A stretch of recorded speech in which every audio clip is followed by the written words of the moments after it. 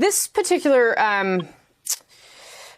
piece of reporting that you put in the book, I found to be particularly troubling. It's on page 124.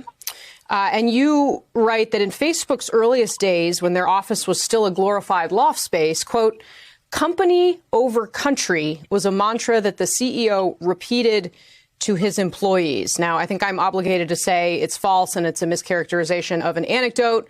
According to Facebook, I think we have the statement from them that we can also put up on the screen. But I got to say, as someone who was at the Capitol on January 6th, company over country is a really striking way to describe what happened. And Shira, why don't I start with you, and then Cecilia, if you want to weigh in as well.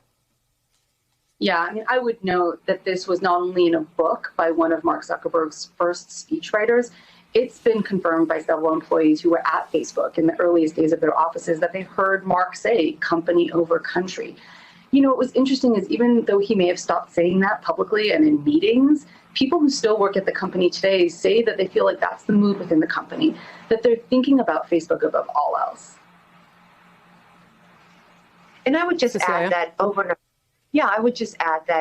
and over, we've seen that when confronted with really tough decisions, particularly regarding the former president, President Trump, that the company really put its own growth as well as protecting its business model first. A lot of the decisions became political. They wanted to become closer to the Trump administration to make sure that they could fend off any regulatory threats or any sort of action or unflattering comments by the former president.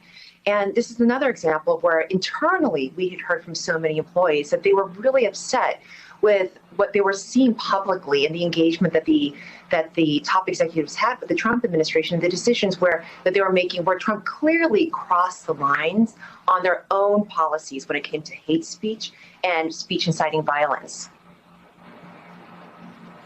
Cecilia, I'm just curious, do you think Facebook's learned anything in the wake of January 6th?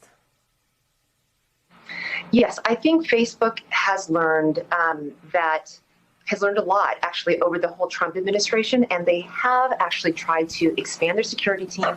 They put more human content moderators in employment.